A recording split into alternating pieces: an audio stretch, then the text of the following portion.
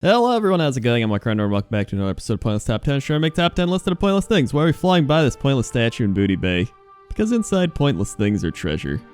Let's begin.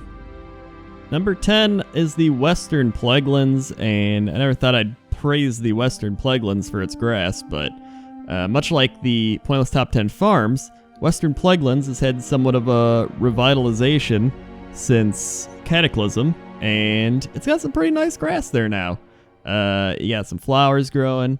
You got some little, it's like clover fields, but they're like matted onto the ground, so they're not like actual clover fields, but it's World of Warcraft clover fields. So a lot of the grass is just like texturized, and you got stuff growing up out of it. But either way, I think it's pretty, and it's nice to just see it go from like a barren wasteland into a happy place.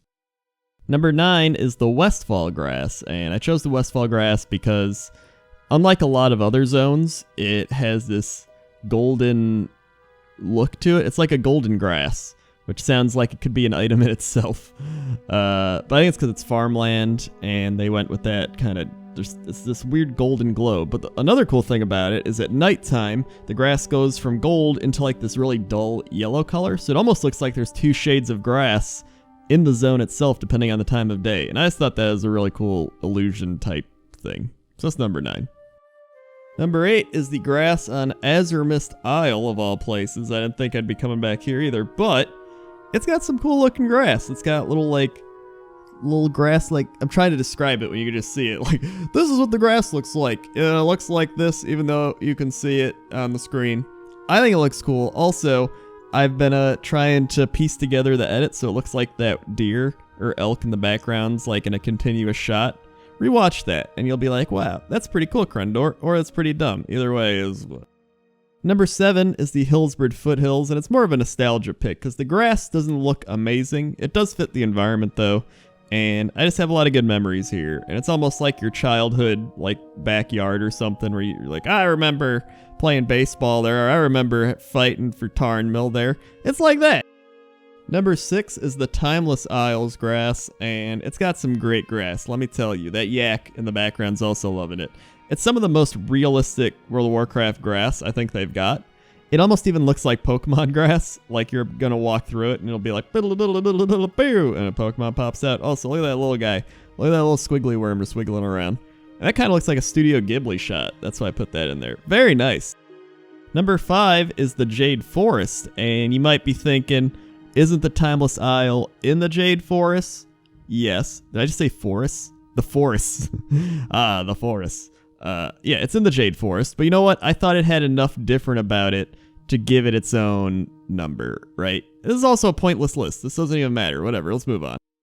Number 4 is Muldaur. And no, I didn't just pick it there because it rhymes. I picked number 4 as Muldaur because it has these vast open plains of green and yellow grass, just a nice mixture, and it has that Midwest feel about it, Native American, and I've always really enjoyed it, partially because of a nostalgia factor, partially just because I think it's very relaxing to look at, and that's number 4. Number 3 are the Southern Barrens, and I picked the Southern Barrens because it has these two types of grass kind of colliding against each other. You've got the dry, barren grass, quite literally the barren grass, being stomped down by Kodos, and then on the other side, you've got the green, swampy, foresty area of the Southern Barrens, and I just think it's a cool dynamic of these two kind of clashing together, and they're so close, yet so different, much like ourselves. Number 2 is the Shadowmoon Valley in Draenor, and I remember getting this place, looking around and thinking, this is like amazingly beautiful. I just loved this zone.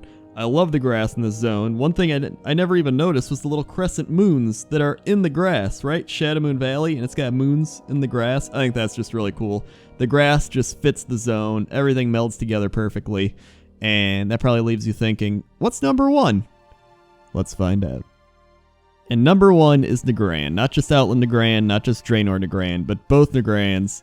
And I picked it because I think Outland Nagrand, when you got there, and one of the reasons it's everyone's favorite zone, is it's just this massive open place, just filled with grass, right?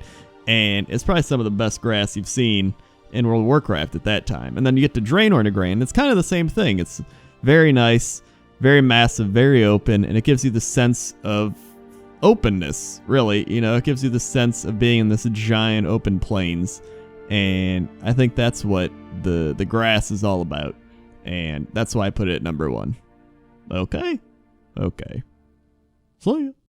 And I say, hey, what a wonderful time today to click the links and play the videos I've suggested. Hey, what a wonderful time today.